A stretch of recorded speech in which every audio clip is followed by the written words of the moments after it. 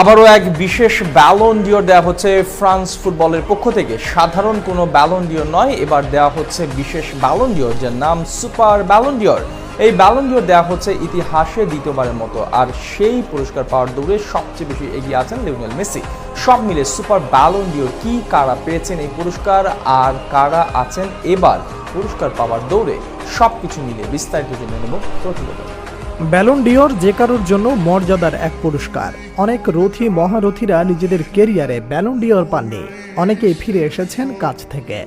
বছরের সেরা হবার এই লড়াইটা মোটেও সহজ নয় ফুটবলারদের জন্য, আর সেখানে ফ্রান্স ফুটবল নিয়ে এসেছে এক পুরস্কার যেটা সাধারণ ব্যালন ডিওর নয়, সুপার ব্যালন ডিওর। সাধারণত সেরা খেলোয়াড়দের মধ্যে যারা সেরা তাদের একজনকে দেয়া হয় এই পুরস্কার।